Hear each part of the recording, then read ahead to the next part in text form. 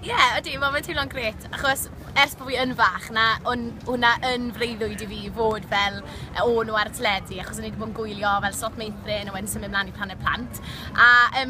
Nes i ddechrau trwy fel ymchwilio pethau fel yn y gobeith bydde rhywbeth fel yn datblygu ohono fe. So fi mor falch bod e wedi, a fel wedys di, mae fe yn ben llanw ar lot o waith caled ers gorffen coleg a tra bod fi'n yr ysgol a pethau. So fi yn really falch bod hwn wedi digwydd.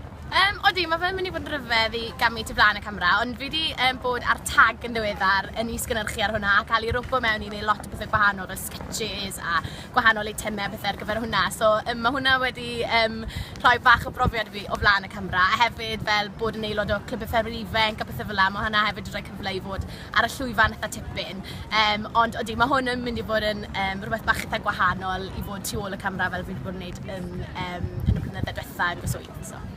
Wel, fi'n un o ddirprwyon y sir yn Clwb Ffermwyr Ifanc Ceredigion ar hyn o bryd. So mae 'da ti Brenhines a Ffarmwr Ifanc a wedyn 4 dirprwy o dan nhw. So fi'n un o'r dirprwyon na sy'n helpu mas dros y flwyddyn, gyda'r sir yn helpu unrhyw beth sydd angen. A hefyd yn aelod eitha gweithgar yn nghlwb yn hunan wedyn, sef Clwb Llawennog. Mae'n rhaid fi roi mensch bach iddyn nhw.